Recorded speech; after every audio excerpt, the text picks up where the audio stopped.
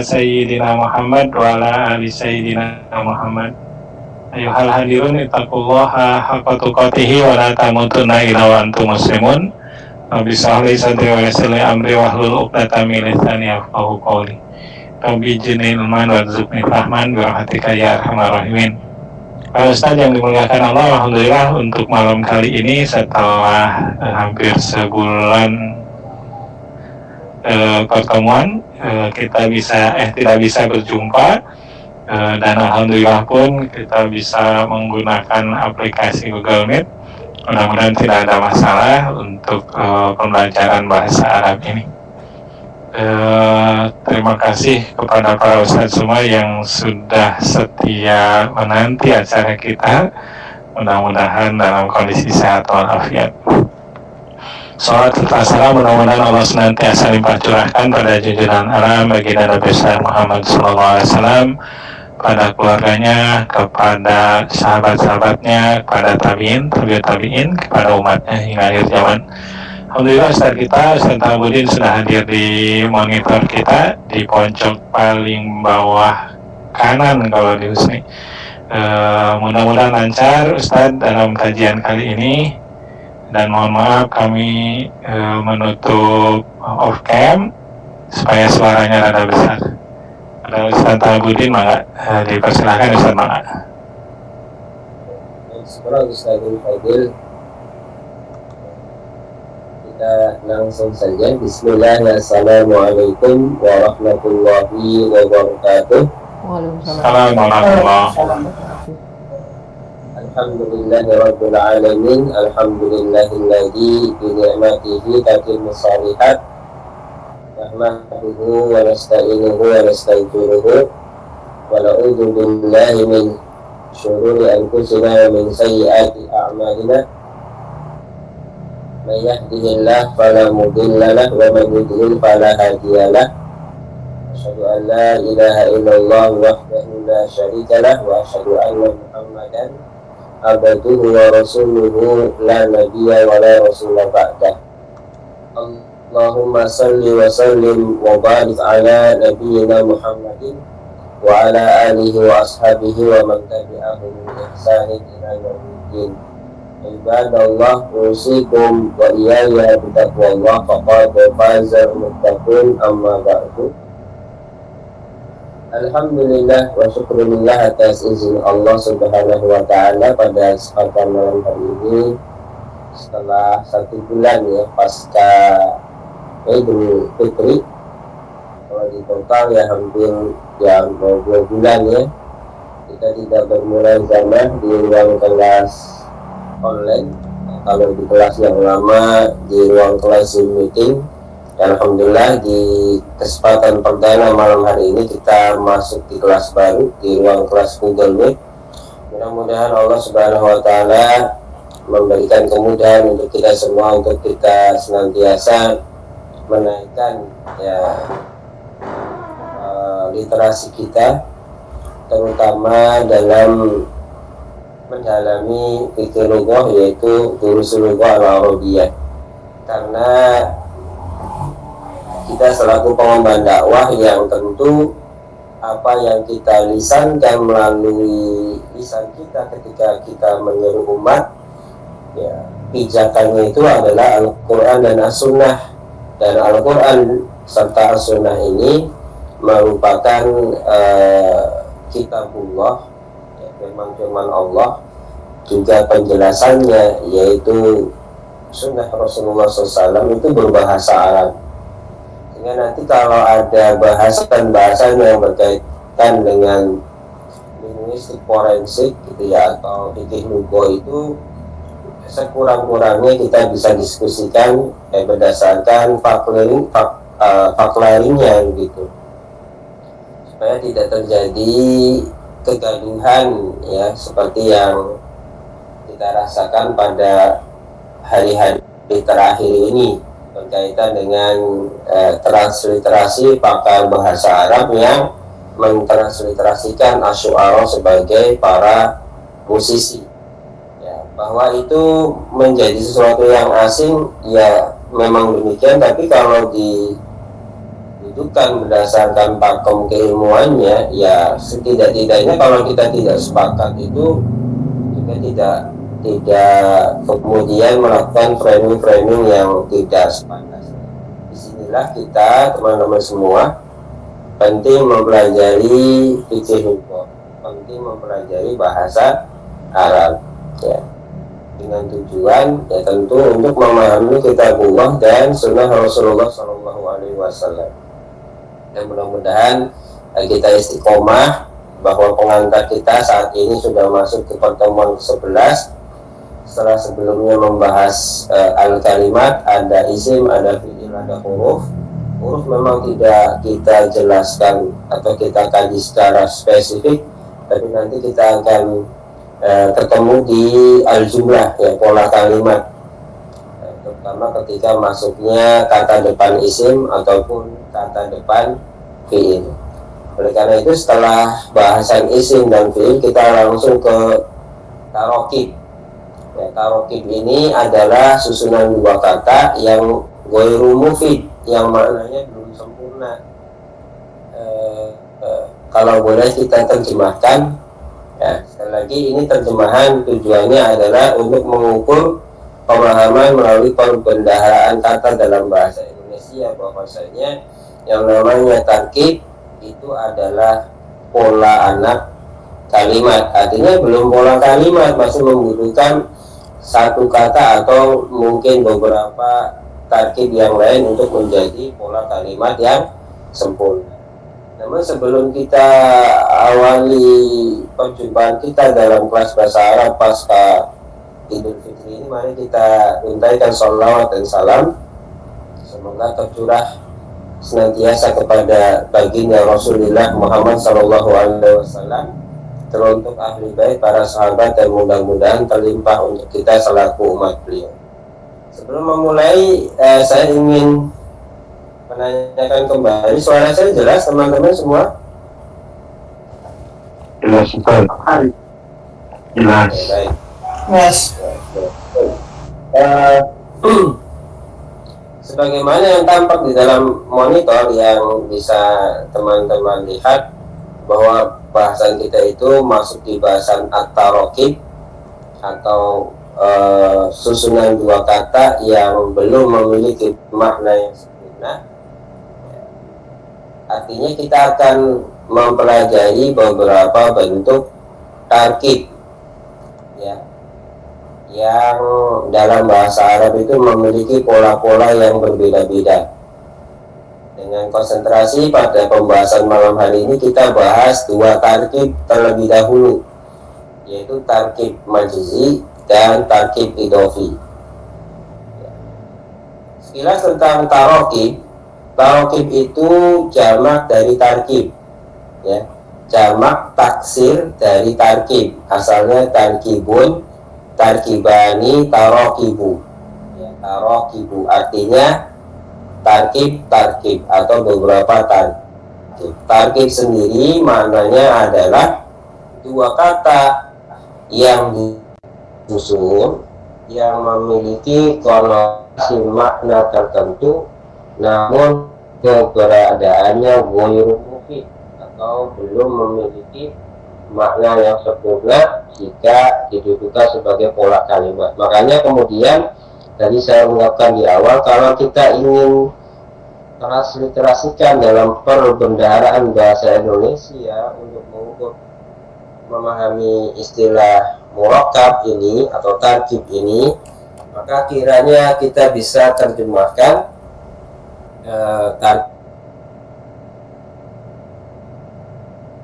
pola anak kalimat, bukan pola kalimat, ya. Kalau pola anak kalimat itu masih anak kalimat, masih membutuhkan penyempurnaan dari kata lain yang nanti dapat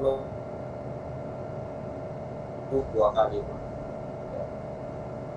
Kemudian tarkib ini memiliki beberapa istilah dalam bahasa Arab. Kadang tarkib disebut murakkab, kadang juga disebut dengan syibeh jumlah. Murakkab ya tarkib ya syibeh jumlah.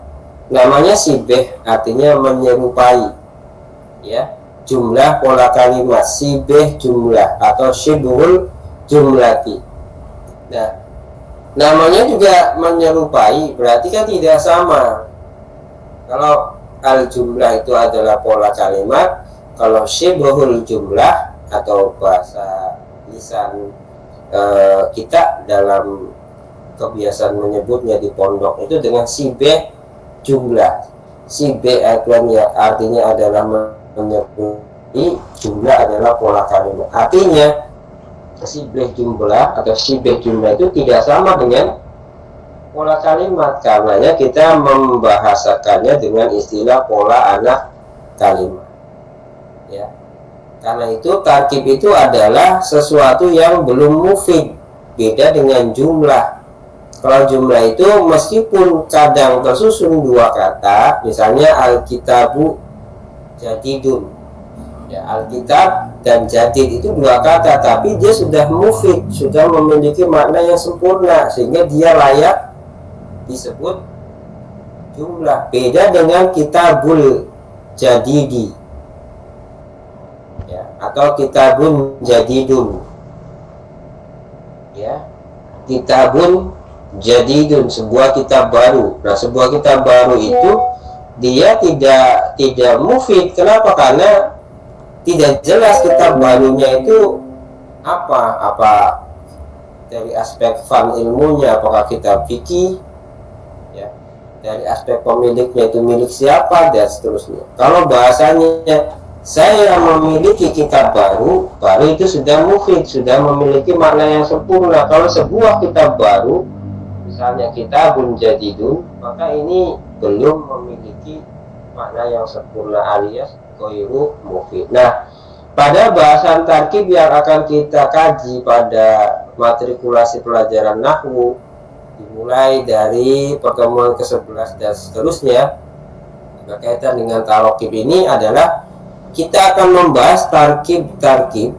yang sifatnya ghairu mufid atau belum memiliki makna yang sempurna sehingga tidak dimaknai sebagai pola kalimat sempurna. Ada banyak kategorisasi tarkib dalam bahasa Arab, dan insya Allah pelan-pelan kita akan melangkah melewati bahasan-bahasan itu setahap demi setahap. Dan malam ini kita akan bahas di bahasan yang pertama, yaitu al-murakkabu al-majziyu. Kemudian yang kedua al-murakkabu al-idhofiyyu, jadi murakkab majzi atau tarkib majzi. Kemudian yang kedua adalah tarkib idhofi. Kita melangkah pada bahasan yang pertama, yaitu tarkib majzi atau al-murakkabu al-majzi atau murakkab majzi.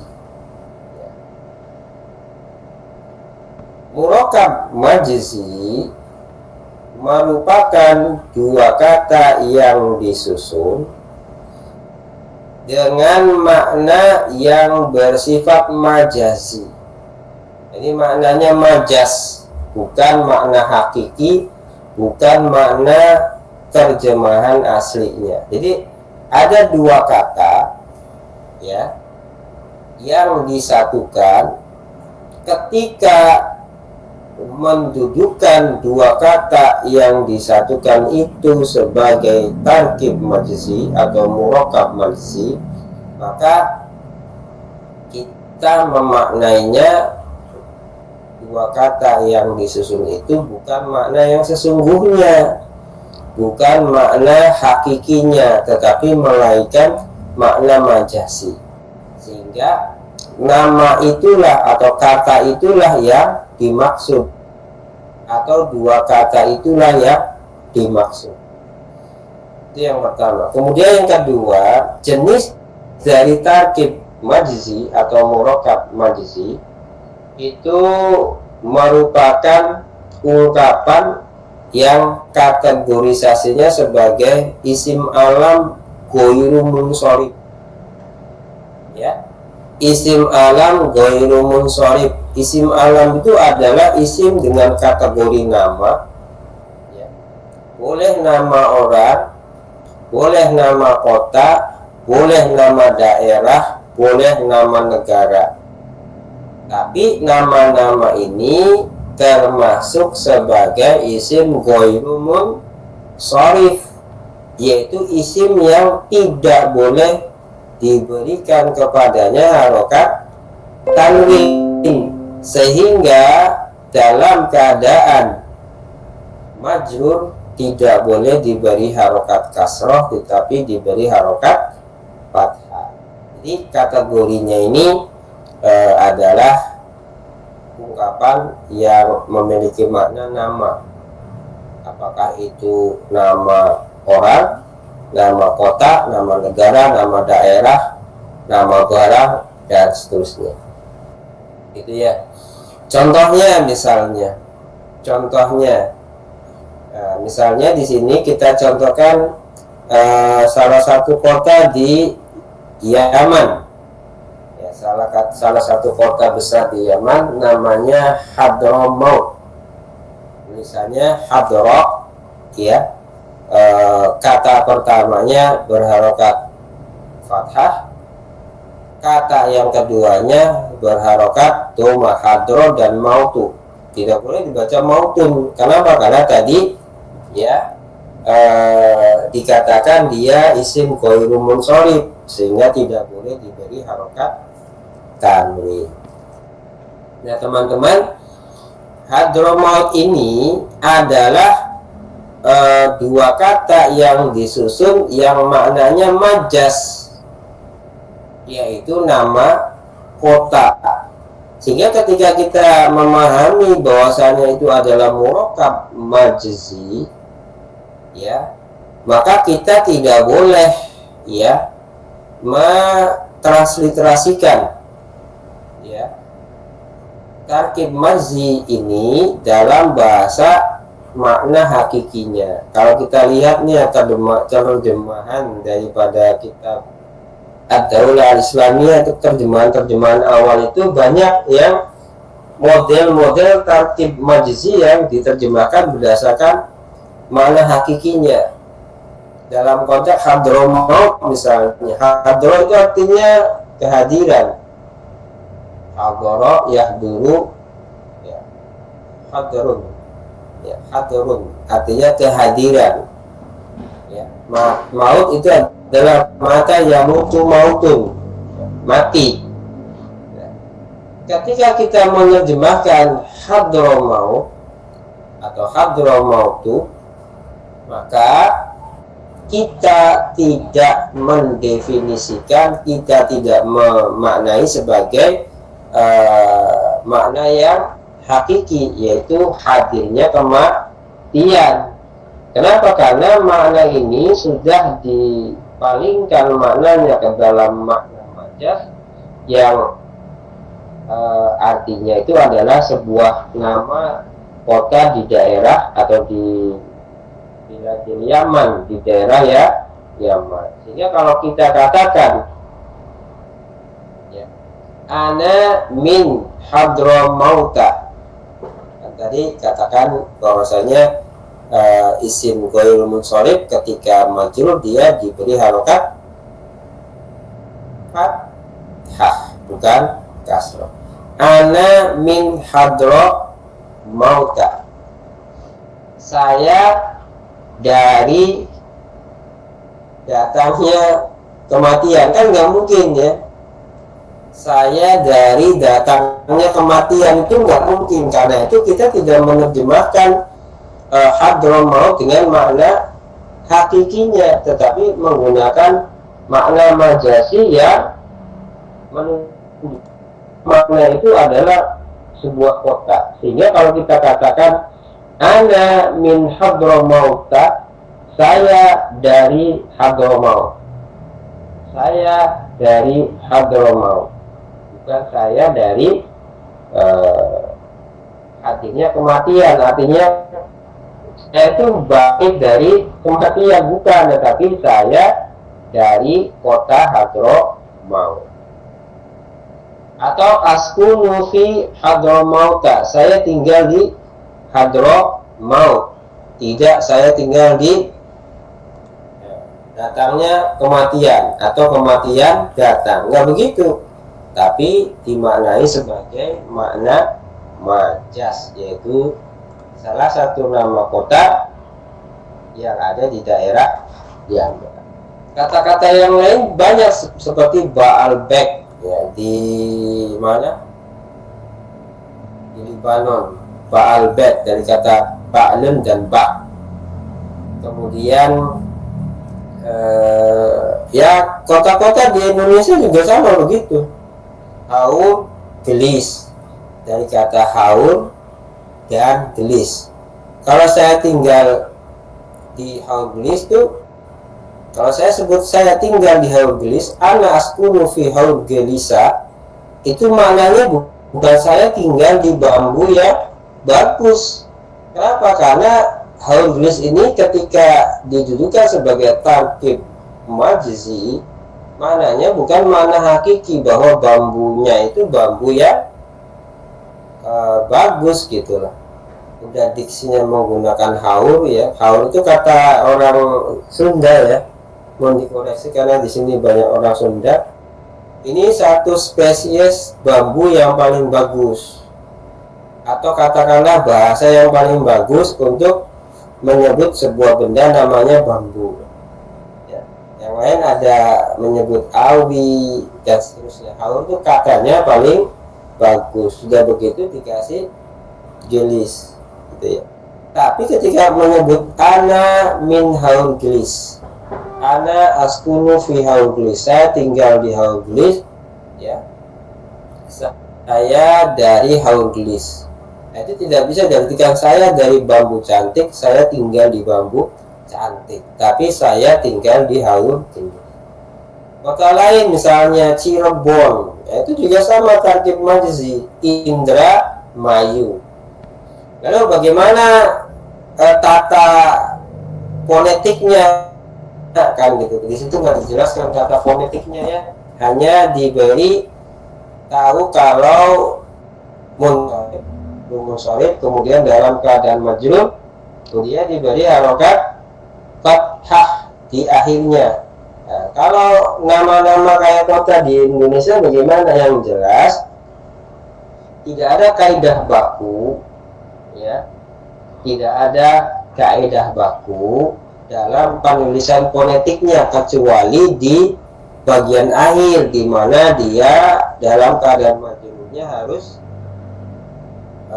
fathah. Kayak Indramayu, ya, Indramayu itu tidak bisa diberi fathah, tapi ya tulis aja Indramayu, ana min Indramayu, ya. Kemudian ana min Cirebon. Nah, Cirebon itu ya Cirebon. Nah, kalau Indramayu yang pakai wawu, Indramayu itu ya tidak mengharuskan menggunakan fathah. Jadi tata fonetiknya memang di sini tidak ada aturan bakunya. Yang penting penulisannya itu disepakati oleh ahli bahasa dan bisa dipahami oleh orang-orang setempat, ya. Jadi menulis Indramayu, Surabaya, ya, pokoknya yang nama-nama yang dari dua kata digabungin, gitu ya. Untuk tata fonetiknya bebas, ya. Kayak tadi hadro mau, kenapa pakainya hadro ro fathah bukan hadru? Ya karena memang orang yang pertama kali menyebut kota itu Hadramawt, gitu. Karena itu tidak ada kata fonetiknya. Haur Gelis. Kenapa haur enggak hauru atau haura? Ya karena memang tata fonetiknya dulu orang pertama kali menyebut kota ini menggunakan sukun haur, ya. Gelis, gelisu, ya. Sehingga tidak ada tata fonetik yang sifat bakunya. Kalau ada biasanya di fonetik akhirnya itu pun tidak mengikat harus seluruhnya, karena ada nama-nama kota yang menggunakan aksen konsonan wawu seperti Indramayu, Bumi Ayu, apalagi dan yang lain semisal. Itu kalau kategorinya nama-nama kota. Jadi tidak berlaku pada kota-kota di Timur Tengah saja, ya. Di di Indonesia juga sama, Purwakarta, ya, atau versi Jawa Tengahnya Purwokerto, ya. Arjasari, di sini di wilayah Pakrong itu ada namanya desa Arjasari, di Malang namanya Arjosari. Jadi prinsipnya seperti. Kemudian contoh yang kedua, ini nama kebangsaan orang Indramayu sebelum tahun 2000. Ya, saya pernah ditanya itu, kalau nama Dartam itu nama Islami atau tidak? Nama Dartam itu Islami atau tidak? Gitu. Aku yang ngarang aja, tapi ya memang meskipun ngarang memang ketemu juga sih. Orang tua kita kan namain anak-anaknya, ya, orang tua kita dulu itu gampang, gitu. Mudah sekali. Misalnya lahirnya hari Kamis, pupak pusarnya hari Ahad, namanya Miskat. Pupak pusar tahu ya? Jadi pupak pusar itu copotnya tali pusat setelah dijahit, gitu ya. Misalnya kan setelah sang ibu melahirkan anak kan ada tali pusatnya tuh. Nah, itu dipotong hingga ini. Dipotong kemudian dikasih kain kasak, gitu ya. Ditempelin kain kasak, dijahit, tempelin kain kasak, kemudian didiamkan, dikasih gitu ya. Nah, biasanya itu kan copot dengan sendirinya di bilangan hari ke-7 dan seterusnya. Itu dalam bahasa Jawa namanya pupak pusar. Ya, orang dulu kita gitu menamakan anak itu, ya. Lahirnya hari Ahad, pupak pusarnya hari Rebo, namanya Misro. Hari Kamis, gitu ya. Lahirnya hari Kamis, pupak pusarnya hari Rebo, berarti cuman 6 hari, namanya Misro, atau macam-macamnya. Kalau yang kayak gitu-gitu kan memang maknanya kurang kurang bagus. Tapi kalau standar Islaminya sebuah nama kan minimal nama itu punya orientasi harapan dan doa, sekurang-kurangnya itu, ya, nama yang Islami. Kalau Miskat, Misnen, Misro itu mungkin secara pemaknaan kan juga terlalu sederhana, gitu ya. Jadi melihat fakta dia lahir dan dia lepas luka tali pusatnya. Tapi kalau dalam kasus Dartam dan yang semisalnya sebenarnya banyak, ya. Saya contohin Dartam saja supaya tidak banyak contoh-contoh yang lain, ya. Dartam itu setelah ditelusuri, ya, sekali lagi awalnya ini saya ngarang tuh, apa ya Dartam maksudnya apa? Oh, ternyata dari kata darun, gitu ya, darun, dari kata darun itu artinya bisa daerah, bisa tempat, bisa negara, ya, bisa wilayah dan seterusnya. Pokoknya yang menunjukkan makna keadaan di sebuah tempat. Nah, keadaan tempat, gitu ya. Tam itu adalah sempurna, kan makanya kita sering ada ungkapan di dalam marhalah dakwah itu, apa istilahnya,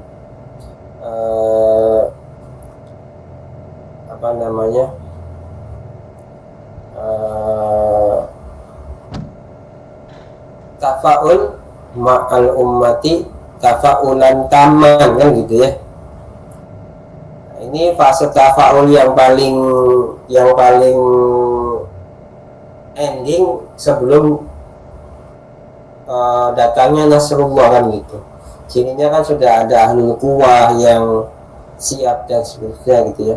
Kalau tafaul itu ada beberapa fase, ada bidayatut tafaul, kemudian nanti setelah itu ada nuqtatul intilaq, kemudian dul mujtama, kemudian ada banyak varian-varian kegiatan yang harus dikerjakan di sana. Dan tapi di ending-endingnya ini, ya, dengan beberapa konsekuensi, ada darbul alaqah, memitah dan seterusnya. Itu ada satu ending dari fase tafa'ul ma'al ummah itu yang disebut dengan tafa'ul ma'al ummah, ya, tafa'ulan taman, ya, tam di situ artinya sempurna. Jadi berinteraksi dengan masyarakat dengan interaksi yang sangat sempurna. Di situ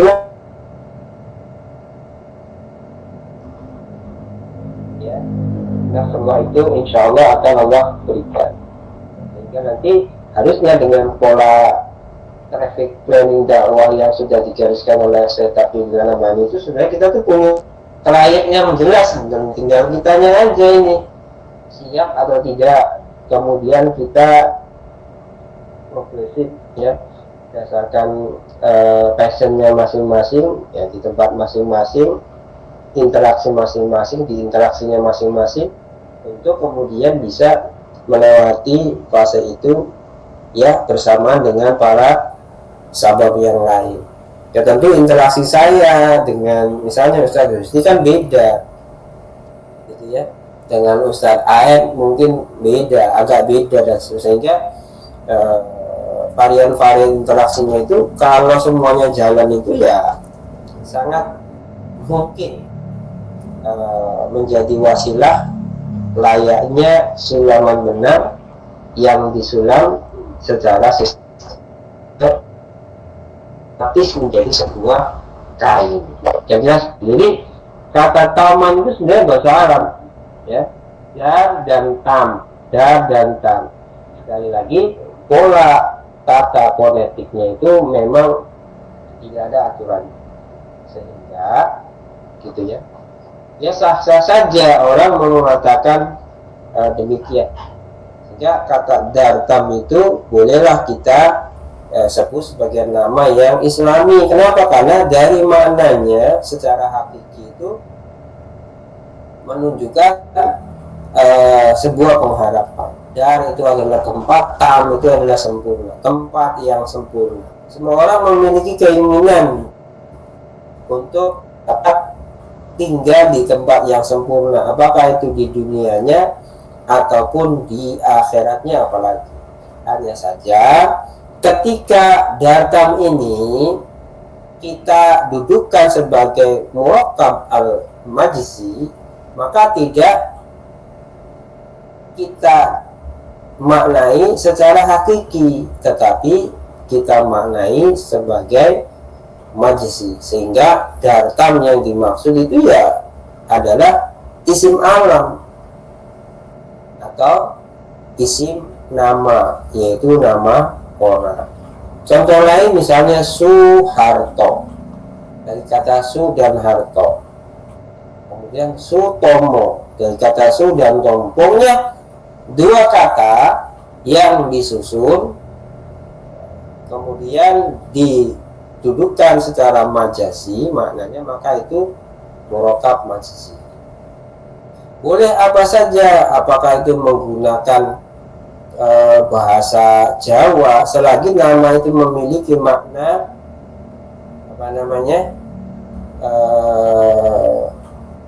yang mengandung makna harapan dan doa, yang nggak ada masalah meskipun itu bahasa Jawa. Su harto, su itu katanya artinya bagus, harto itu harta, jadi harta yang baik, harta yang bagus, harta yang diperoleh dengan yang baik-baik dan ditasarufkan pula dengan yang baik-baik, maka itu juga islami meskipun bahasanya Jawa, ya.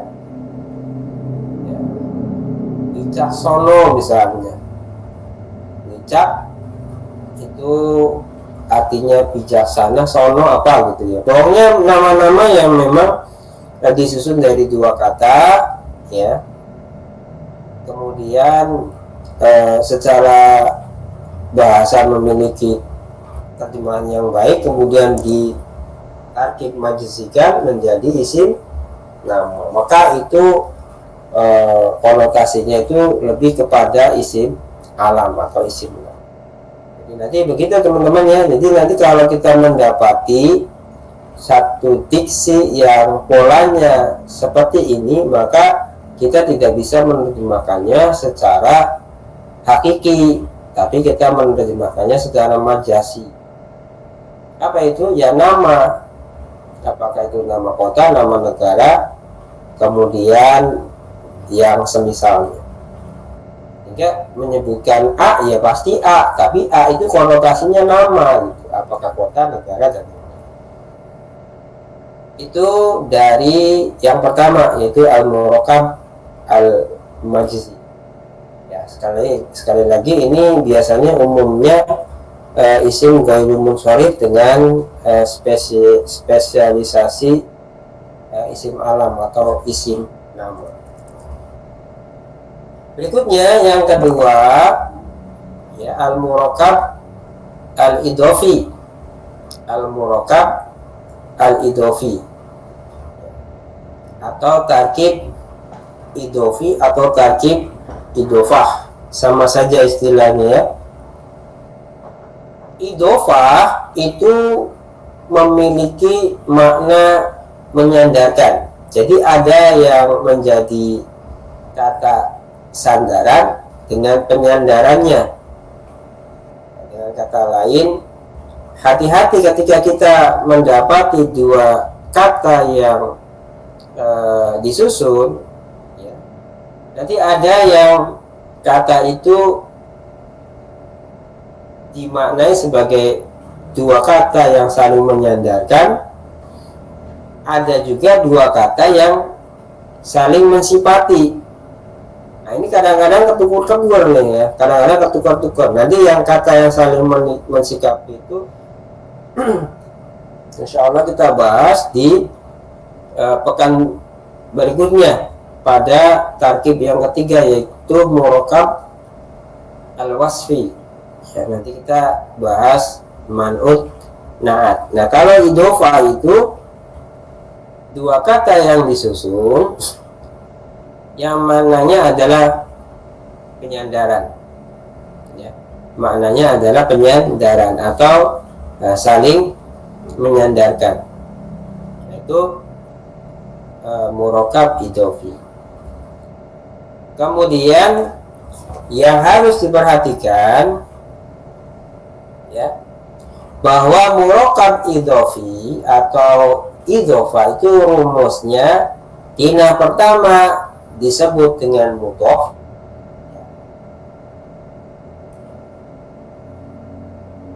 kina pertama disebut dengan mudhof, kina yang kedua adalah mudhof ilaih. Mudhof itu apa? Secara bahasa artinya menyandarkan. Mudhof ilaih itu adalah sandarannya, ya. Contohnya misalnya ya, sebelum ke beberapa istilah yang lain. Contohnya thariqul imani. Thariqul imani ini adalah idhofah.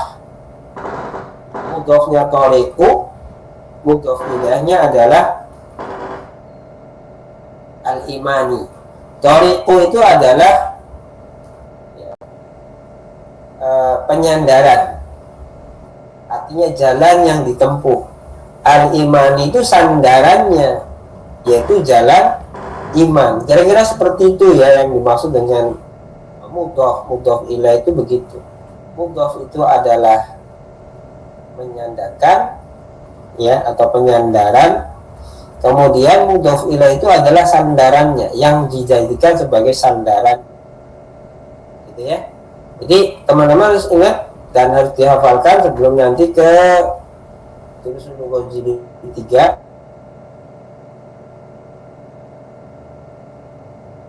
Ada huruf, kemudian ada dua kata yang disusun, baik huruf dengan isim ataupun isim dengan isim.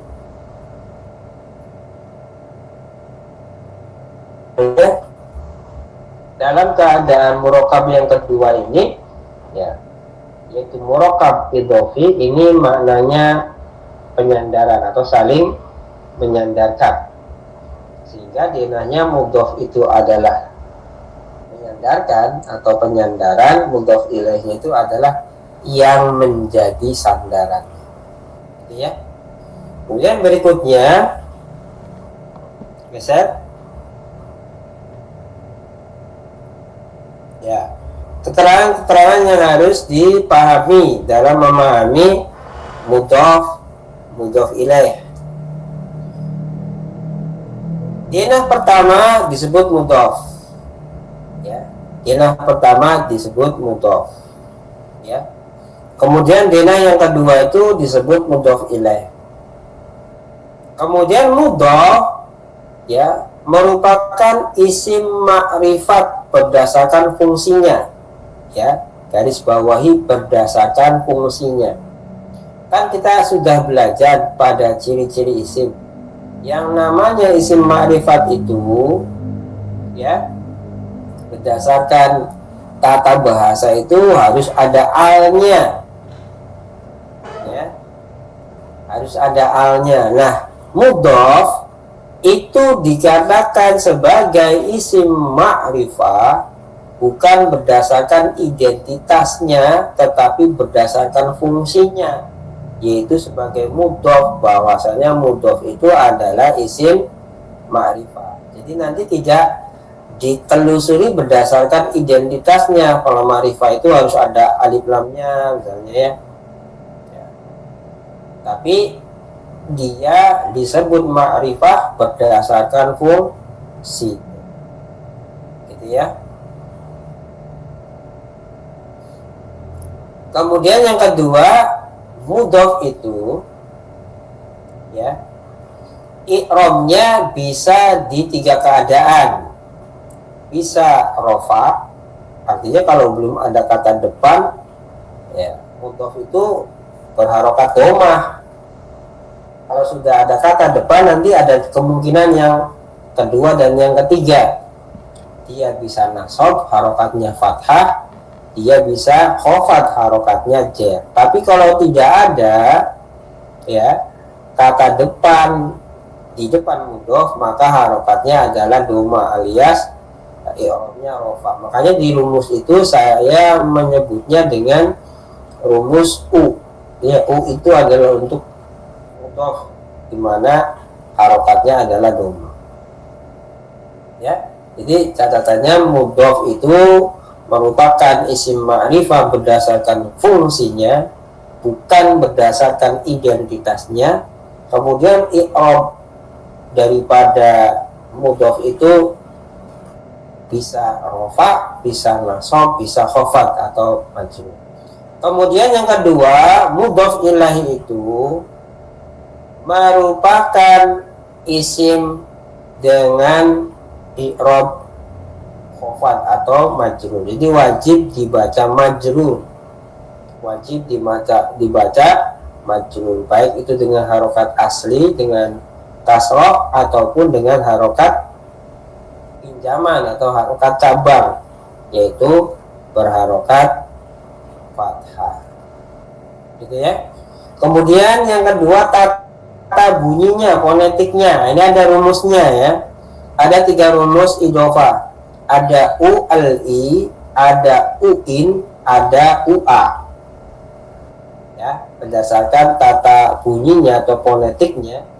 Tata fonetiknya ya. Idhofah itu ada 3. Ada u-al-i, ada u-in, ada u-a. Yang pertama u-al-i. U itu adalah mudhof, al-i itu adalah mudhof ilaihnya. Maksudnya al-nya itu adalah isim yang berpartikel al, i itu adalah harokat akhir dari isim yang berpartikel al-nya yang tadi dikatakan dalam keterangan rumus bahwasanya mudhof ilaih itu harus majrur. Majrur harokat aslinya kasroh, jadi dibaca i.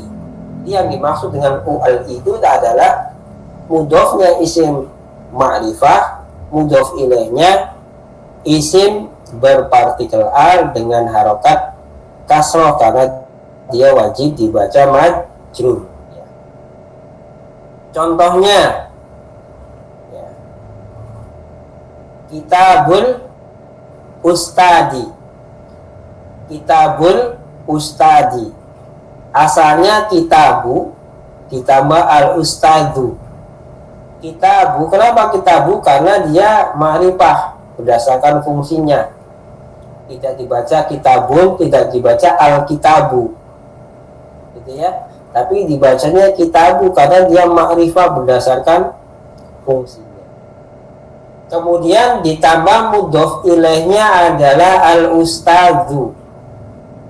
Tapi ketika disatukan menjadi idhofah, dibaca kitabul ustadi. Makanya dirumuskan dengan tata bunyinya atau tata fonetiknya u-al-i.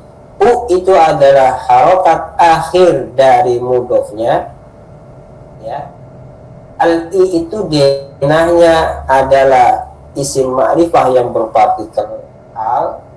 Kemudian i-nya itu adalah harokat isim ma'rifah berpartikel al karena wajib dibaca majrur, ya. Kitabul ustadi, ya. Sayyaratul mudiri, baitul ummi, baitul ummi, rumahnya ibu, ya. Kemudian madrasatul madrasatul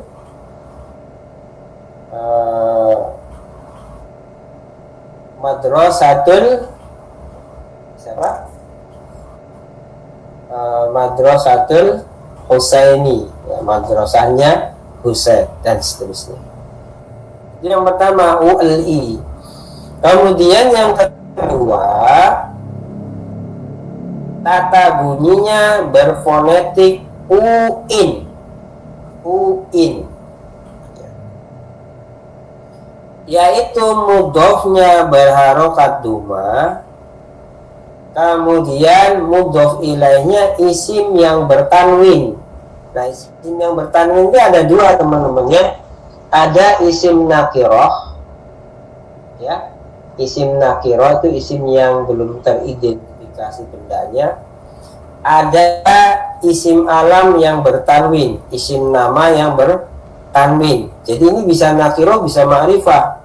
Yang nakirohnya yang isim yang bertanwin, yang ma'rifahnya itu nama orang yang bertanwin. Misalnya Hasanun, ya, Hasanun. Kemudian Yasirun. Kemudian apa lagi? Muhammadun, ya. Kemudian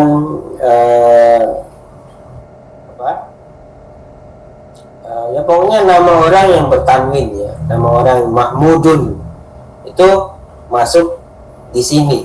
Artinya nggak harus isim nakiro yang bertanwin, tapi nama orang yang bertanwin pun juga boleh, karena itu dirumuskan dengan uin. Contohnya misalnya di sini disebutkan misalnya qalamu Muhammadin, qalamu Muhammadin.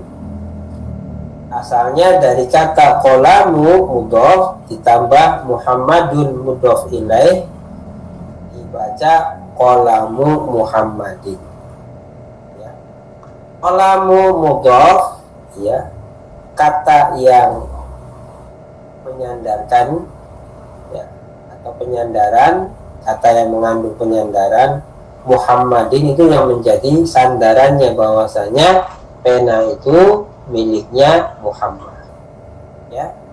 Qalamu Muhammadin, qalamu Muhammadin, gitu, ya. Itu yang tata bunyinya adalah uin. U-nya untuk mudhof, in-nya untuk mudhof ilaih, tapi dia isim yang bertanwin. Kemudian yang ketiga, yang terakhir, tata bunyi yang terakhir, ya, fonetik yang ketiga itu adalah ua. U-nya itu mudhof, a-nya untuk mudhof ilaih. A itu harokat akhirnya yaitu fathah. Tadi dikatakan bahwasanya harokat akhir atau i'rab pada mudhof ilaih itu wajib dibaca khafad atau majrur. I'rab majrur itu tanda i'rab aslinya kasroh, tapi Tapi di samping tanda i'rab kasroh ada tanda cabang yaitu fathah. Untuk siapa? Untuk kategorisasi isim kata benda yang konotasinya adalah isim nama yang ghairu munsharif. Isim nama yang namanya tidak bertanwin. Maka dalam keadaan khofadnya dia diberi harokat fathah. Nama-nama yang kategori sebagai nama yang tidak bertanwin itu misalnya Ahmadu, itu tidak boleh dibaca Ahmadun. Fuadu, tidak boleh dibaca Fuadun. Yazidu, tidak boleh dibaca Yazidu. Aminatu, tidak boleh dibaca Aminatun. Muawiyatu, Muawiyatu. Nah, nama-nama ini adalah nama-nama yang ghairu munsharif atau nama yang tidak diberi harokat tanwin. Nah, nama-nama ini keadaan i'rab atau dalam keadaan majrur, maka dia tidak diberi harokat asli kasroh, tetapi diberi harokat cabang yaitu fathah. Ya. Contohnya misalnya Sayyaratu Ahmada. Kan tadinya Ahmadu jadi Ahmada. Kenapa? Karena dia isim ghairu munsharif, isim nama yang ghairu munsharif yang tidak bisa, yang tidak boleh di ya. Asalnya Sayyaratu ini mudhofnya, kemudian mudhof ilaihnya adalah Ahmad itu dibaca Sayyaratu Ahmada Mu'mina U'a, gitu ya. Nah, ini tata fonetiknya, tata bunyinya. Ini yang terakhir, kalau kita mendapati ada kategori murokkab dengan jenis idhofi, maka perhatikan cara kita murokkab idhofi tersebut.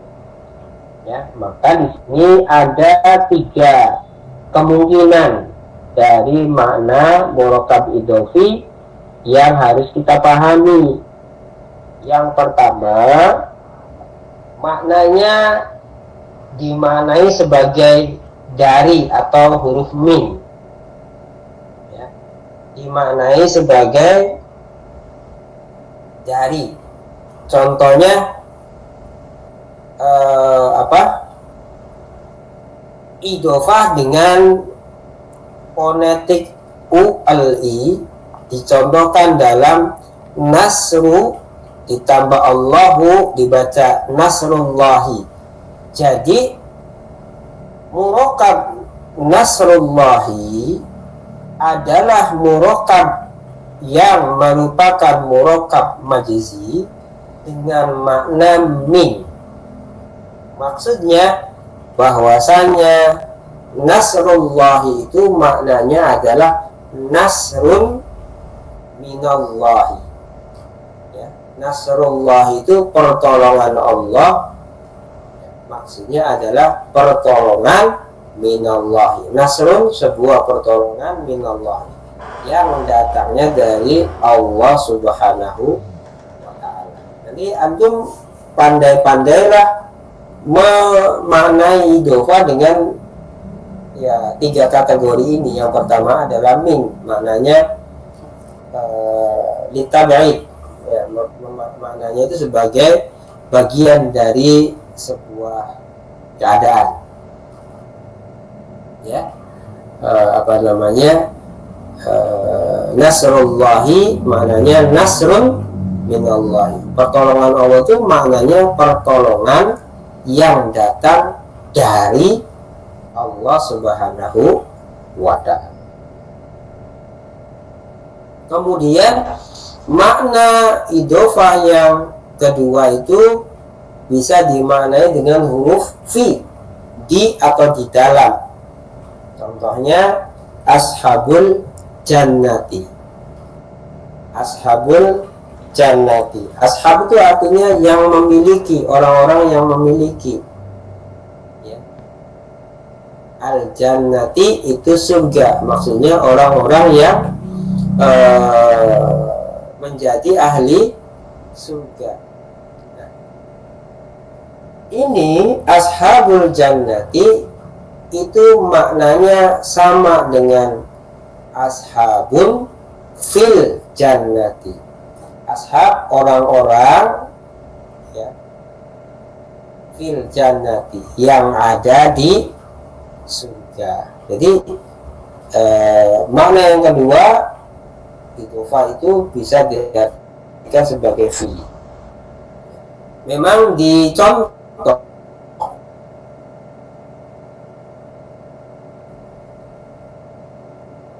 kita tidak menggunakan makna yang pertama dan makna yang dua, gitu ya. Tidak menggunakan makna fi. Tapi contoh yang ketiga atau makna yang ketiga, yaitu bahwa idhofah itu ya dimaknai sebagai lamul milkiyati, sebagai lam milkiyah, sebagai bentuk kepemilikan. Jadi contoh-contoh yang di atas itu teman-teman ya, kitabul ustadi, sayyaratu ahmada, kemudian kolamu muhammadin, itu semuanya idhofah dengan makna yang ketiga, yaitu lamul milkiyah, maknanya kepemilikan semua. Kitabu ahmada, kitabnya Ahmad, tapi maksudnya kitab milik Ahmad, ya. Kolamu muhammadin, ya, penanya Muhammad, maksudnya ya adalah pena milik Muhammad. Atau kolamu muhammadin, maksudnya kolamun li Muhammadin, gitu ya. Kitabu ahmada, maksudnya kitabun li ahmada, itu li mananya kepemilikan. Sehingga nanti teman-teman ketika hendak menerjemahkan idhofah, misalnya kita lagi baca nih ya, lagi membaca teks berbahasa Arab, kita sudah tahu bahwasanya itu jenis tarkib idhofah, maka antum menerjemahkannya hanya ada tiga kemungkinan tuh, ya. Hanya ada tiga kemungkinan. Kalau enggak maknanya min, menjadi bagian dari sebuah keadaan, ya. Kemudian bisa juga diartikan fi, menjadi orang yang termasuk di dalamnya, atau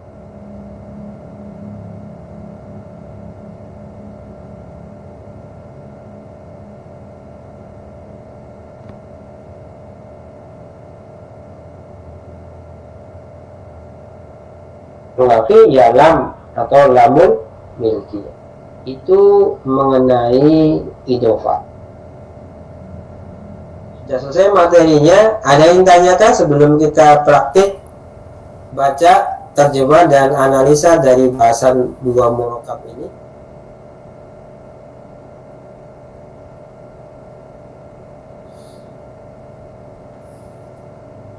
Kalau tidak ada, ya sambil ini ya, sambil berjalan ya, nanti boleh ditanyakan. Kita buka aplikasinya, yaitu dengan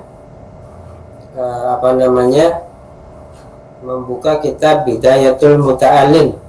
Bidayatul Muta'alim,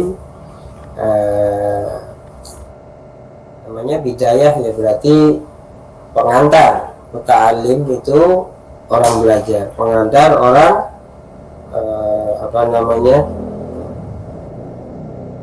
pengantar belajar untuk pemula.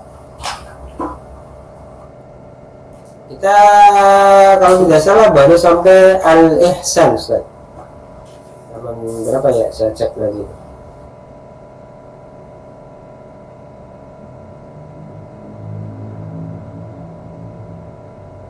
Terus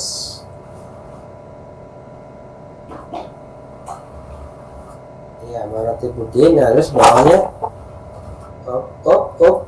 al-iman al-ihsan. Di bawah, paling bawah ya, ya, di sini ada kata wal ihsanu. Di pertemuan sebelumnya ya, hampir 2 bulan yang lalu, kita sudah bahas mengenai maratibuddin, ya, urutan dalam dinul Islam, ya, berdasarkan hadis Jibril alaihi salam, ya, yaitu apa? Ada 3 kan, ditanya di fase awal, kemudian diakhiri dengan pertanyaan mengenai tentang kapan hari kiamat, ya, gitu ya, kalau tidak salah ya. Hadisnya kan menjelaskan tentang itu. Nah, saya buka dulu dari sini, kecil.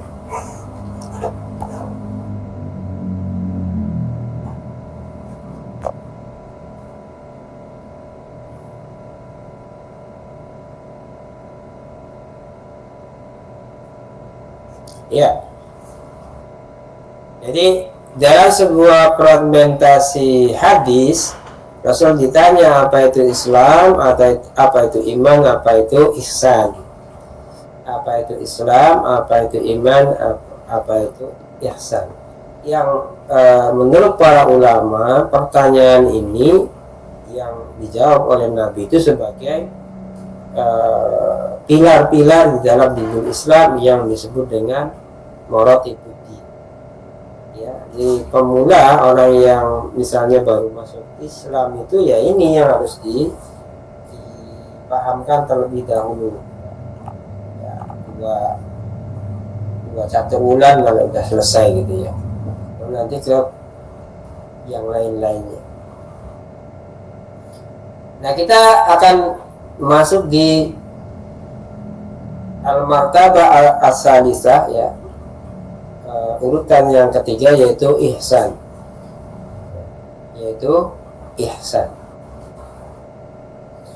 Saya baca dulu dan nanti terjemahkan, kemudian nanti kita cari mana 2 murokab yang tadi sempat dibahas, atau mana murokab yang terkategorisasi dari salah satu dari 2 murokab yang tadi kita bahas.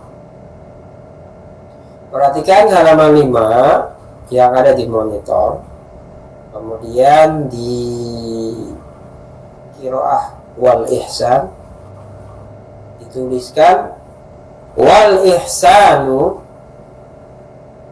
sedangkan ihsan anta budallaha, hendaklah kamu beribadah kepada Allah, ka'annaka tarahu, seakan-akan kamu melihat Allah, fa in lam yakun, maka jika kamu tidak dapat,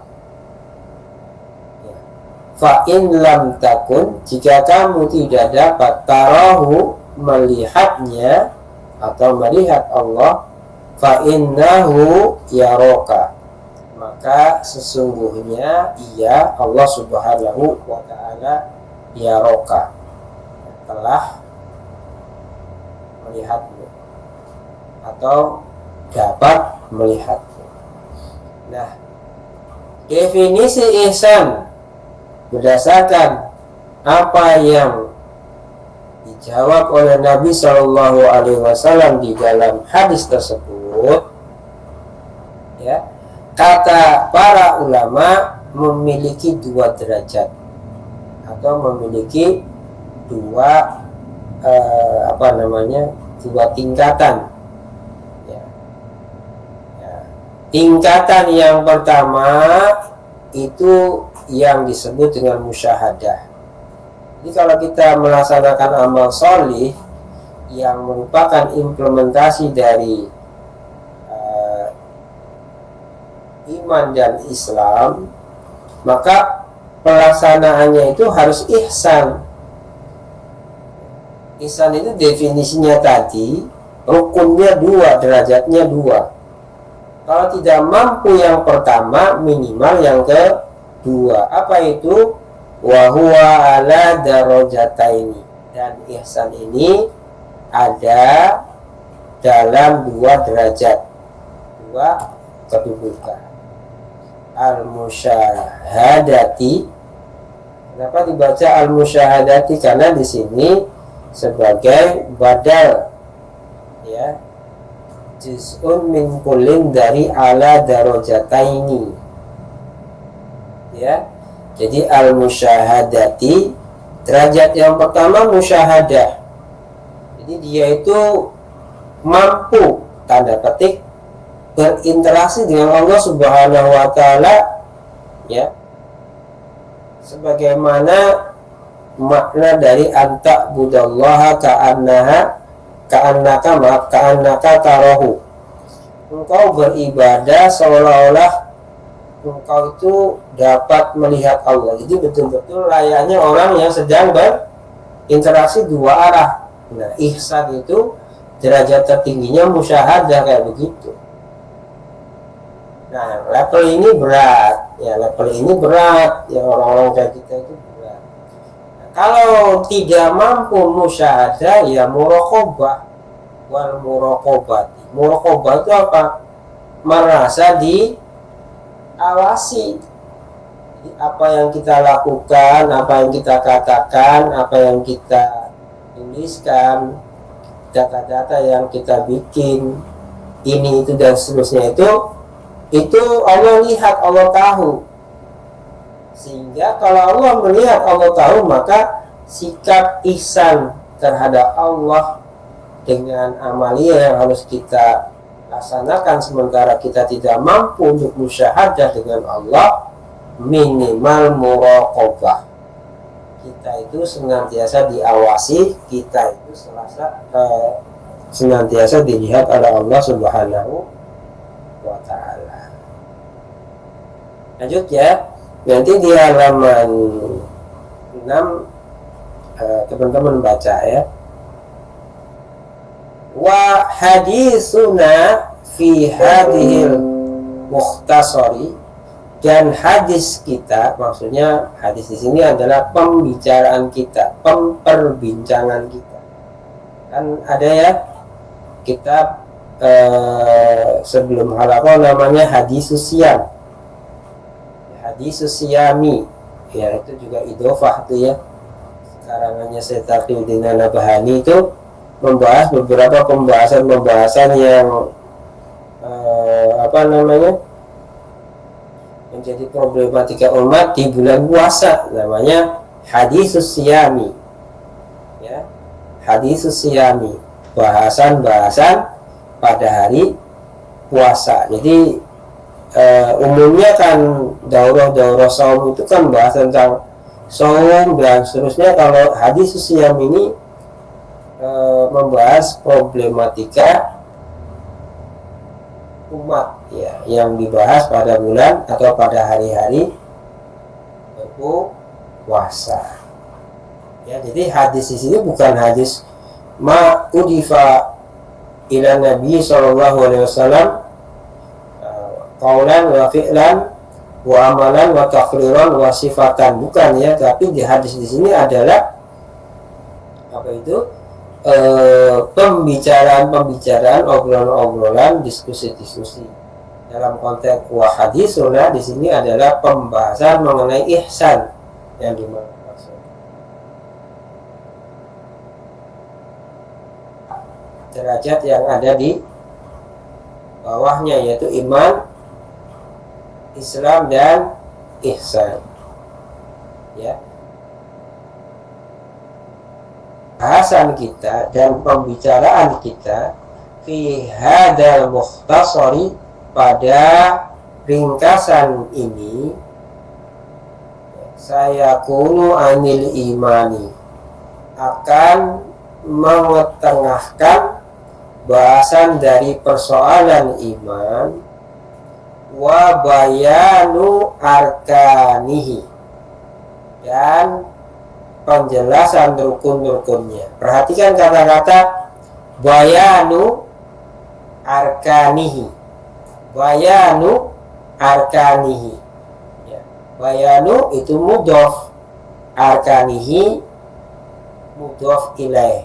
Sebelum ada bayanu dibaca arkanuhu. Arkanuhu juga itu mudhof ilaih gitu ya.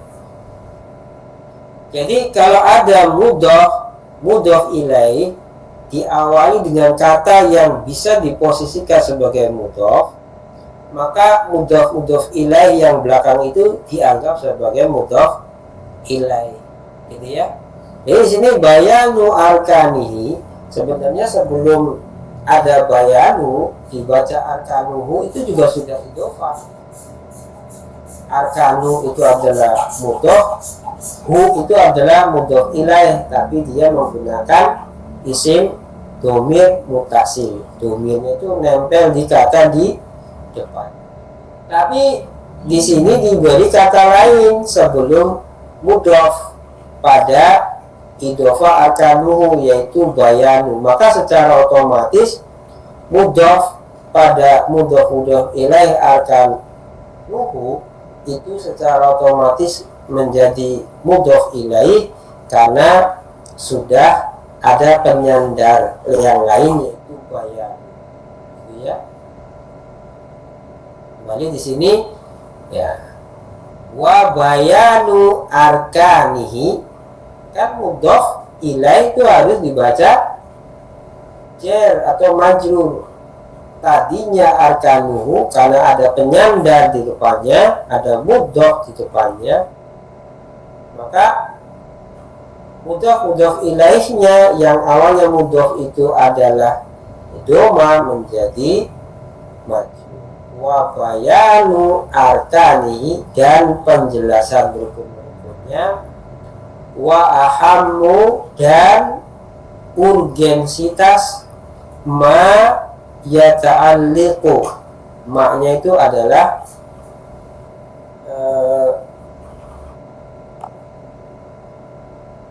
penjelasan ya.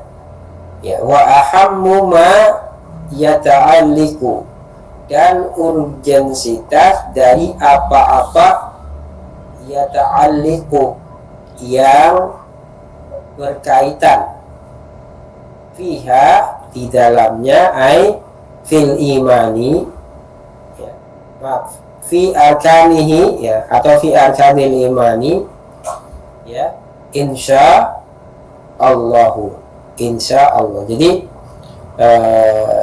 pada bahasan mengenai ini ya, bahasanya ringkas karena memang judulnya memang merupakan bidaya. Namanya bidaya itu adalah pemula begitu ya, atau permulaan. Bidaya itu artinya permulaan. Muta'alim itu ya apa namanya, pembelajar. Ya, bidayatul muta'alim itu juga merupakan idhofah ya, fonetiknya uli.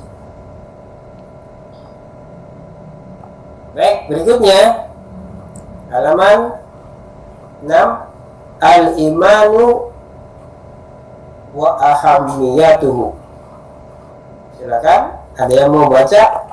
Digeser Ustaz? Ya. Di situ ada kata-kata wa ahammiyatuhu. Kalau ahammu itu satu, ahammiyah itu urgensitasnya banyak. Ada dimuannaskan gitu ya. Jadi kata-kata ahamiyatuhu, hunya itu kembali ke mana, Kak? Ke al-iman. Jadi ahamiyatuhu itu maksudnya adalah ahamiyatul imani, karena hunya itu kembali ke iman. Maka dengan demikian wa ahamiyatuhu itu dia idhofah. Nah, kalau hunya dibuang menjadi wa ahamiyatuhul wa ahamiyatul imani ya, al imanu iman, wa ahamiyatuhu dan urgensitasnya. Oke. urgensitasnya di sini apa? Dan urgensitas iman. Makanya imannya di domir mutasilkan dengan hu, karena dia kan isim mudzakkar. Ya. Kalau di situnya menyebutkan 3, iman, Islam, ihsan, maka nanti menggunakan domir muannas wa ahamiyatuha, gitu ya. Cuma karena yang dibahas iman dulu, maka ya domir mutasilnya menggunakan hu karena dia mudzakkar. Jadi pada kata ahamiyatuhu itu dia adalah idhofah. Ya, rumusnya ULI, asalnya ahamiyatul iman. Al-imanu wa ahamiyatuhu, iman dan urgensitasnya. Maksudnya urgensitas keimanan. Jadi hal-hal yang penting dalam memahami al-iman. Ada yang mau baca ini? Kalimat yang pertama. Ada yang mau baca? Cek. Ya, silakan. Udah suaranya tak? Yes. Ini layarnya tergedein dulu. Ya. Bisa lihat dari apa namanya? Ada yang ya? Kalau ada dilihat aja di atas kanan, klik apa namanya? Ustaz, kelihatan Ustaz, Allah. Innal mu'mina ini mufrad ya. Kalau innal mu'mina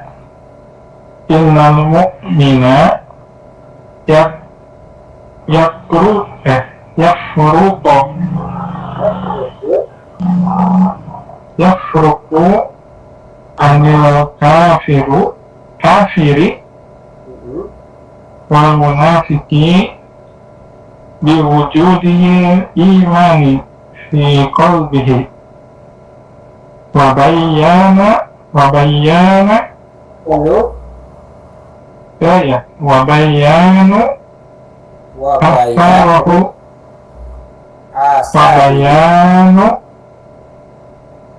asarihi ala jawarihi wa fi ibadatihi. Nah, sahih. Kira-kira inna sesungguhnya al-mu'min seorang mukmin, al-mu'mina seorang mukmin, yafroku mesti berpikiran. Apa? Yafruku berpikir kan? Kalau berpikir pakainya kalau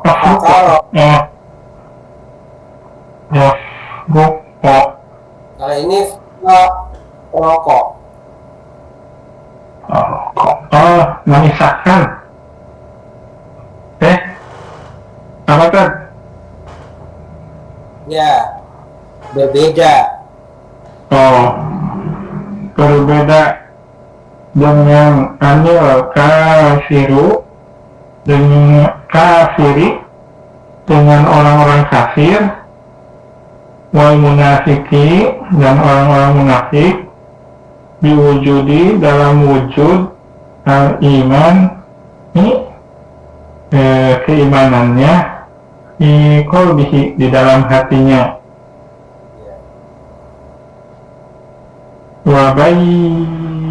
Wabayana, dan terlihat jelas, dan penjelasannya asar. Kaidahnya dipakai kaidahnya tadi barusan dipakai. Kaidahnya dipakai kategori murokab. Pertama, kalau ada mana yang terkategori murokab yang kedua, ini murokabnya yang kedua. Murokab Farihi murakab kedua. Ya, lanjut, silakan diterjemahkan, nanti dianalisa.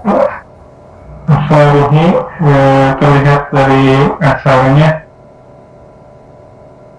ala dari jawarihi, penampakannya, wafi ibadatihi, dan dari ibadahnya.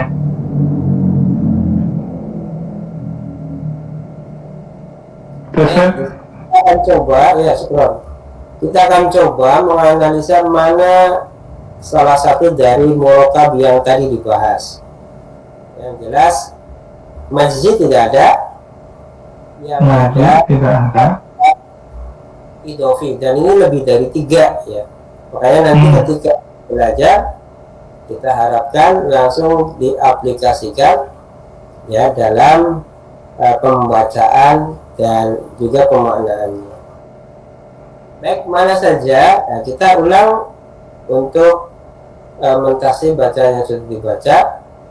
Innal mu'mina, sesungguhnya orang mukmin, ya, yafruqu, berbeda, ya, anil kafiri wal munafiqi, dari orang kafir dan orang munafik. Yang jelas orang mukmin itu berbeda dengan orang kafir dan orang munafik. Di mana sisi perbedaannya, yaitu pada kata selanjutnya, biwujudil imani fi qalbi. Perbedaannya itu ada pada wujud atau keberadaan keimanan orang mukmin fi qalbi, di dalam hatinya. Perhatikan teman-teman, bahwasanya pada rasa biwujudil imani fi qalbihi, di situ ada murakab idofi. Ya. Mana yang pertama biwujudil imani. Ya. Wujudi sebelum ada bi dibaca wujudul imani. Maka tadi dikatakan pada keterangan mudhof itu i'rabnya 3. Bisa rofa itu belum ada kata depan pada mudhofnya. Bisa nasab berharokat fathah kalau ada kata depan yang menasabkan.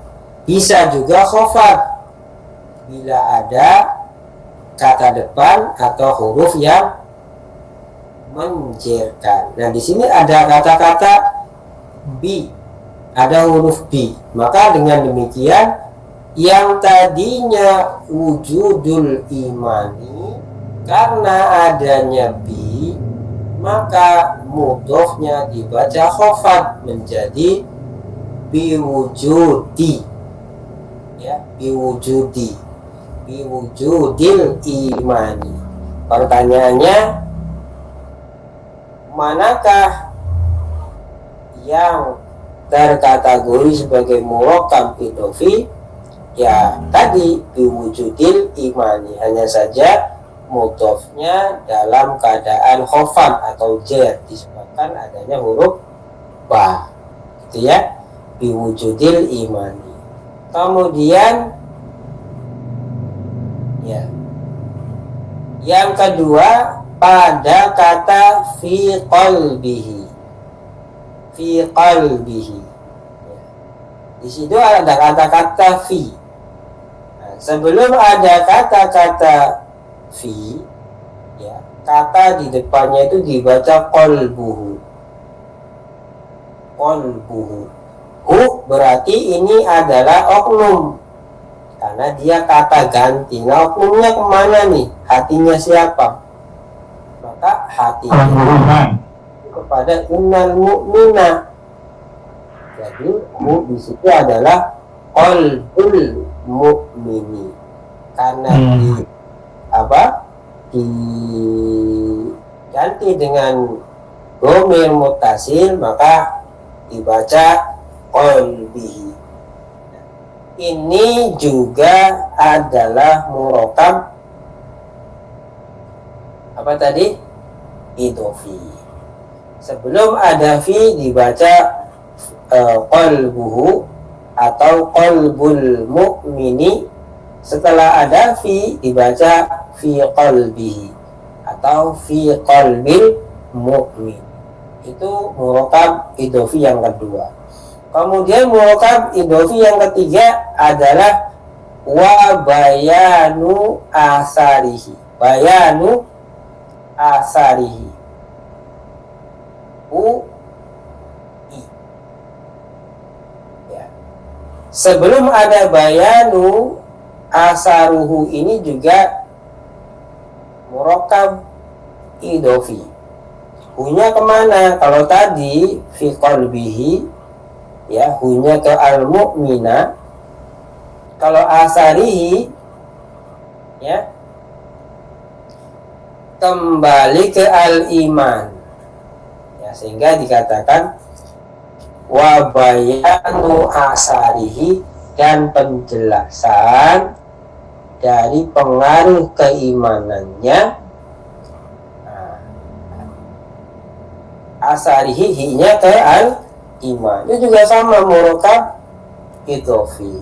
Kemudian ala jawarihi, ya, hinya kembali ke al-mu'min. Jadi jawarihil mu'mini, ya, tindakan amaliyah dari orang-orang mukmin. Kemudian fi ibadatihi, hinya juga kembali ke orang mukmin.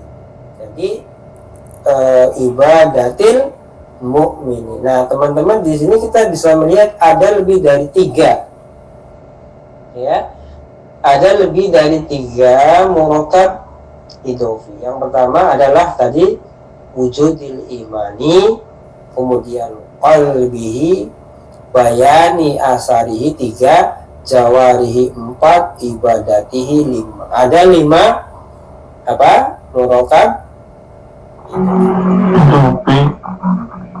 Baik, berikutnya siapa yang mau baca? Hadis ini, hadis.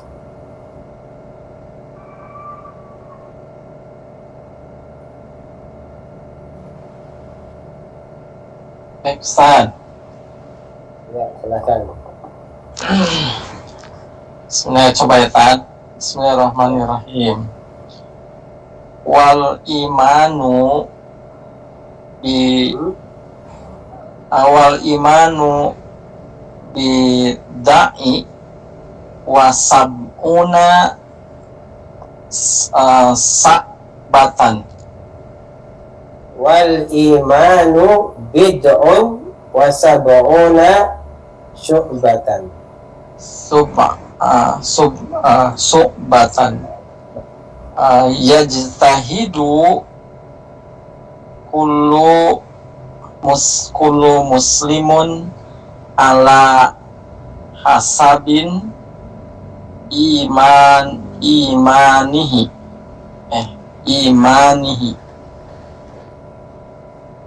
bil azdiyadi minha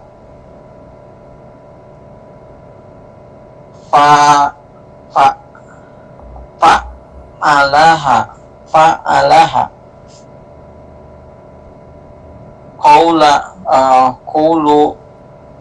qawlu la ilaha illallahu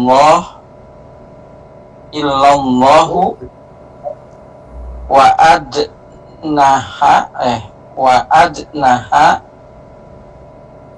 adnaha imatotan al-adha an tariqi wal haya'i sa'batan minal imani. Alasan rawahu Bukhari wa Muslim. muslimun. Awal muslimun. Wa muslimun. Sudah tak? Ya. Artinya Oh. Dan wal imanu, dan iman itu bidoi wasabuna wasabuna sakbatan. Apa ya tadi ya? kan Ustaz sambil disimak ya. Boleh Ustaz. Setelah di awalan tadi menjelaskan tentang bahwa orang mukmin itu berbeda ya dengan orang munafik dan juga orang kafir, dikarenakan adanya keimanan di dalam hatinya dan pengaruh dari amalia anggota badan dan peribadatannya. Nah, di sini menjelaskan, di sini mengutip satu hadis Nabi riwayat Sahihain yang menjelaskan tentang aspek-aspek yang menjadi cabang-cabang keimanan, kan gitu. Dan tadi di atasnya perbedaan itu ada biasa tidak tepat dalam jalannya, kemudian juga kadang ibadah ini tulis menjelaskan cabang dan ya satu dikatakan atau memberi iman gitu ya. Wal imanu ya, iman itu juga adalah itu bid'ah ya, wasabna syu'batan. Bid'ah itu artinya mencakup, atau jadi kalau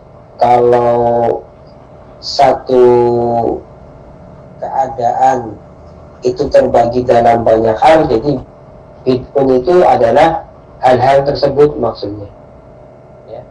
Wal imanu bid'un wa sab'una syu'batan. Iman itu memiliki 70 cabang ya. Berikutnya yajtahidu kullu muslimin ala hasbi imanihi. Setiap muslim dia akan bersungguh-sungguh ala hasbi imani, berdasarkan kadar keimanannya, berdasarkan kadar keimanan.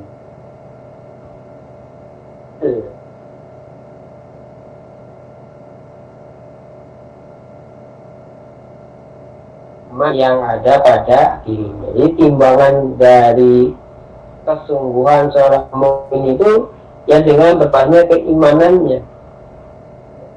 Kan tadi iman itu ada 70 cabang menurut Nabi ya. Maka kalau kita hendak membuat pohon iman yang terbaik itu cabangnya ada 70 gitu ya. Kira-kira begitu kata Nabi yang mengumpamakannya tuh ya. Maka kalau semakin banyak cabang-cabang yang ditumbuhkan ya, dalam pohon iman itu, maka ya itu menjadi bagian dari kadar keimanannya. Begitu ya. Kata Nabi, fa'a'laha, yang paling tinggi, haknya kembali kepada syu'batul iman, cabang-cabang keimanan ya. Fa'a'laha, yang paling tinggi qaulu, ucapan la ilaha illallah ya. La ilaha illallah ya. Yang paling tinggi itu adalah kalimatul ikhlas. Kalimatul ikhlas itu menurut para ulama ya kalimat la ilaha illallah. Ya. Itu cabang yang paling tinggi. Cabang yang ada posisinya di paling tinggi.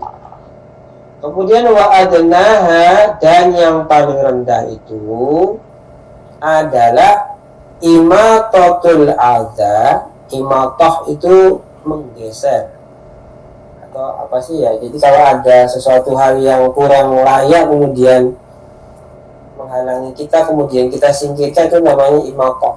Jadi ya menyingkirkan atau menggeser atau membuang kurang lebih ya.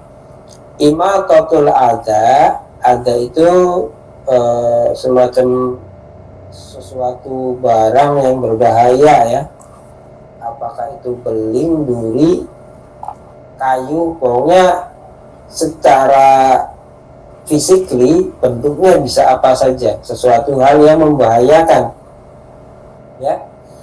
Imatatul adza anit tariqi ya, yang paling rendah itu adalah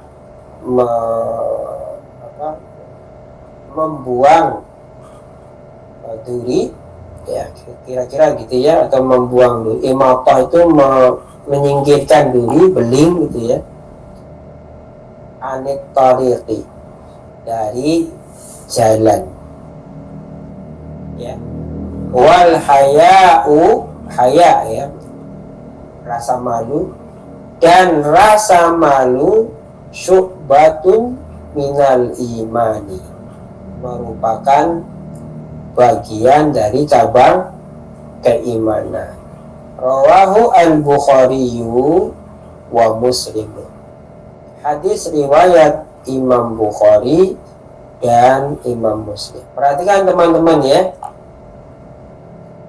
Ini 6 menit lagi ya. Kalau gitu nggak usah dijelasin maknanya ya. Tadinya menjelasin maknanya. Kita lihat di manakah ada murakkab idhofi. Murakkab idhofi kita bisa lihat dari kullu muslimin, 1. Hasbi imanihi, 2 ya. Kemudian imatatul adza, 3. Ada 3 ya. Di sini ada 3 murakkab idhofi. Nanti teman-teman ketika belajar langsung bisa mempraktekannya. Di media itu ada banyak ya, buku PDF yang saya share tuh ya. Kalau bisa teman-teman itu kuasai 1 lah, atau bukan kuasai, dipelajari 1 untuk praktik baca ya, dengan bahasan-bahasan yang sudah kita pelajari sebelumnya. Supaya nanti masuk di bahasan Durusul Lughah jilid 3 itu akan mudah. Jadi bahasa di Durusul Lughah jilid 3 pun juga nanti kita akan skip saja, terutama di bahasan mengenai al-marfu'atu minal asma, isim-isim marfu, al-mansubatu minal asma, isim-isim mansub, al-majruratu minal asma ya, kemudian isim-isim majrur. Jadi mengenal majrur, mengenal mansub, mengenal marfu, dan mengenal majzum. Udah itu saja. Nanti selanjutnya kita skip aja langsung ke kajian kitab. Kitabnya ada di media tadi. Kalau mau melanjutkan pelajarannya di malam Senin.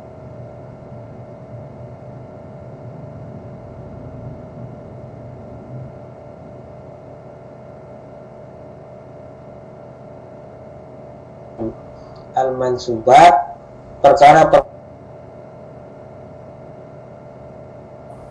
perkara-perkara yang berkaitan dengan al-manzumat gitu ya. Kalau majrur hanya pada isim, kalau majzum hanya pada fiil. Kalau mansub dan marfu bisa isim bisa fiil. Nah, nanti di penguasaan itu tuh memudahkan antum untuk membaca kitab Arab. Masih ada sisa 4 menit ya untuk menjelaskan ini sebelum nanti ditutup di pukul 20.00. Jadi hadis ini Rasulullah itu seolah-olah mengibaratkan bahwasanya pohon iman itu yang bagus itu ada 70 cabang ya. Cabang yang paling tinggi itu yang menjadi mercusuarnya itu kalimatul ikhlas. Semua bentuk amaliyah jawahir hingga peribadatan tidak akan pernah diterima oleh Allah Subhanahu wa taala kalau tidak ada cabang yang tertinggi ini, yaitu kalimatul ikhlas. Kemudian cabang yang paling rendahnya itu adalah menghilangkan duri di jalan, yang menunjukkan bahwasannya dalam perkara keimanan itu sekecil apapun amal salih ya akan dicatat sebagai titik-titik kebaikan di sisi Allah Subhanahu wa ta'ala. Kemudian yang ketiga, bicara mengenai akhlak di dalam Islam. Ya, salah satu akhlak di dalam Islam yaitu akhlak malu.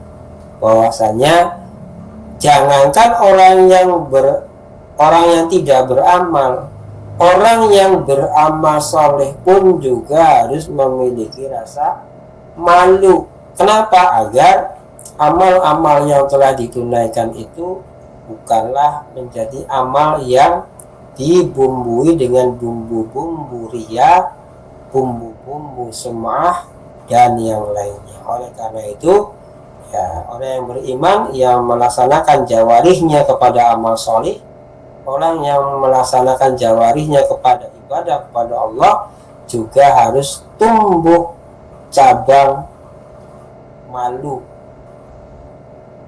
ya dalam pohon iman agar amaliyahnya itu betul-betul terjaga keikhlasan.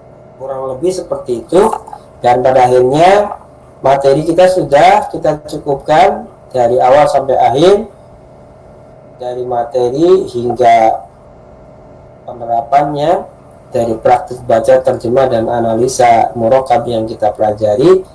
Mohon maaf apabila ada kata-kata yang tidak berkenan, yang benar semata-mata datang dari Allah Subhanahu wa ta'ala, yang salah adalah karena kedaikan pada diri saya. Al-afwu minkum. Selanjutnya saya kembalikan jalannya mulazamah kita kepada Ustadz Abu Nabi untuk jalannya tadris di kesempatan malam hari ini. Tafadhol Ustadz. Baik Ustaz, terima kasih sudah menjelaskan materi bahasa Arab pada kita semua. Mudah-mudahan kita semua bisa menerimanya dengan baik, sehingga kita bisa mempelajari bahasa Arab pun dengan baik pula tentunya. Karena itu para Ustaz semua, kita tutup majelis ilmu ini dengan ucapan hamdalah alhamdulillahirabbil alamin, dengan tutupan istighfar, astagfirullahaladzim, subhanakallahumma wa bihamdika, asyhadu an la ilaha illa anta, astaghfiruka wa atubu ilaik. Terima kasih Ustaz, terima kasih Ustaz Wawan, dan terima kasih teman-teman semua. Nasru minallah fatrun qarib, bila taufiq wal hidayah. Assalamualaikum warahmatullahi wabarakatuh. Waalaikumsalam warahmatullahi wabarakatuh. Waalaikumsalam warahmatullahi wabarakatuh.